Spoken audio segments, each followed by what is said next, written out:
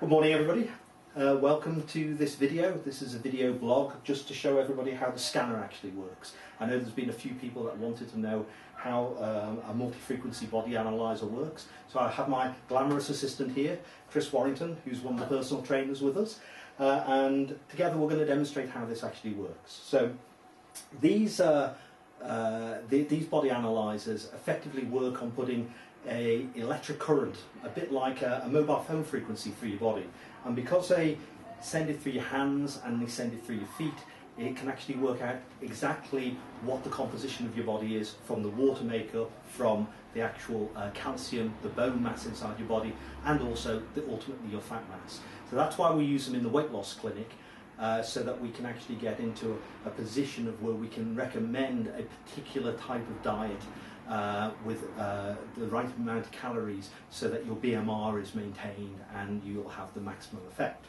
So first of all, what we actually do is we go and quite accurately take a height measure. So if you can just put your heels towards the back from me there, Chris, and if you put your head straight back, keep your eyes level, and we'll take that. Okay, so we then have an accurate height measurement. Okay, if you can step off there for me. And these are relatively straightforward. They're just like your bathroom scales, but a little bit more complex. What we actually do is we put in an amount of weight for the clothing. Normally it's around about 0.3 of a kilogram.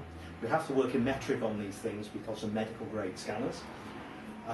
We put in an ID so that we can store the data for a future date, or to do an analysis across a period of time.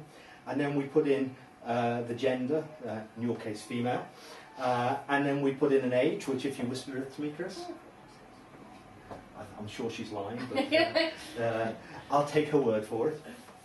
And then we actually put in the height measurement, which is 163.5 centimetres. Okay. And then the scales initialise, so if you can just step onto the foot pads, which are just outside the video, on there.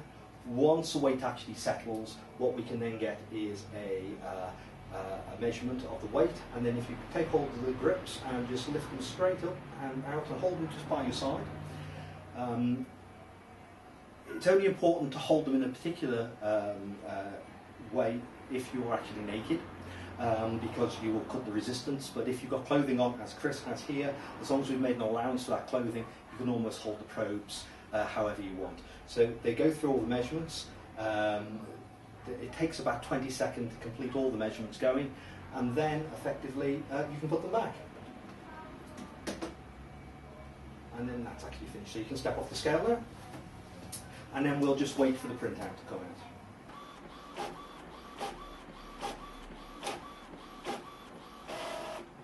So we now have our printout, and the printout actually shows a lot of different things. Obviously it shows the information that you actually have put in on the scanner, so your age, your height, the allowance that you've made for clothing, etc.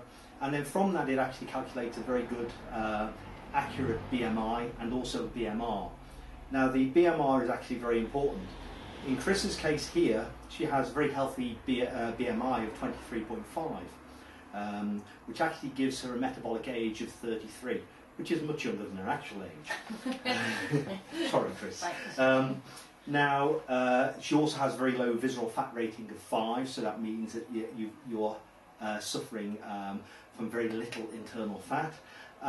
Also, she has an average bone mass, so what is actually worked out is the accurate lean tissue. This gives Chris a BMR rating of 1,331 calories, which is much lower than what you'd expect. You know, a lot of people think that when you take the GDA into account, that a woman can actually quite easily eat 2,000 calories without actually putting any weight on.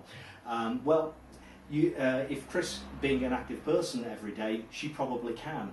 But if you had a BMR of 1,331 calories, then effectively, if you're reasonably active, you'll only be adding 200 to maybe 300 calories a day, so that's 1,600 calories. If you're staying to 2,000 calories per day, you're actually putting on 400 calories that you're going to store as fat and other tissue in the body.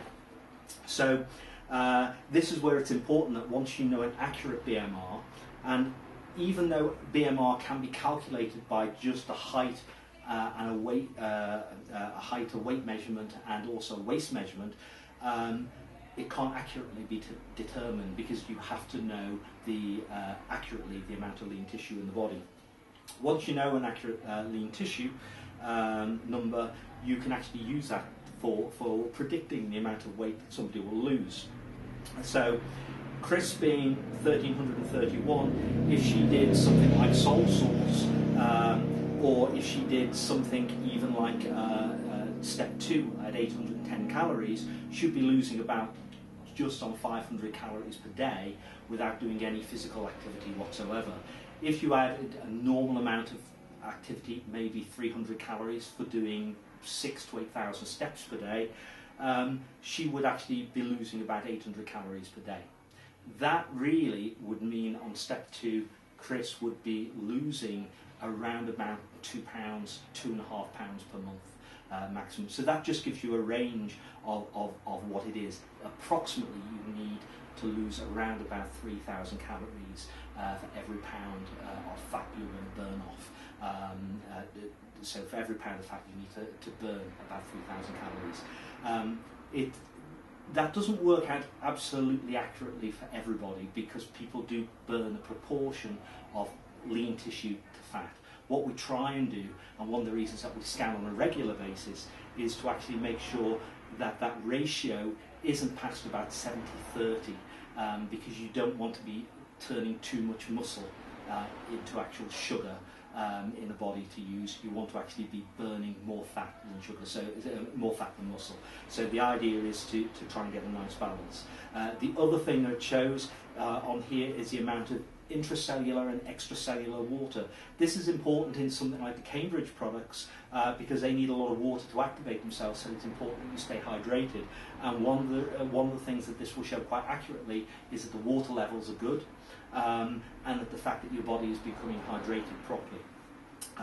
It also will show the distribution of the muscle and the distribution of the fats, and actually give you a leg muscle score, which shows the actual fitness of the muscles themselves, based upon how much fluid the muscles are actually containing, and that tells you how exercised they are. So not just having muscle tissue, but actually having good muscle tissue, which is carrying a lot of fluid in there, a lot of blood, etc., which shows how healthy they are. I'm happy to say that your scan is really good. It's actually improved on last time that we did it. And thank you very much for participating in this video. Thank you very much.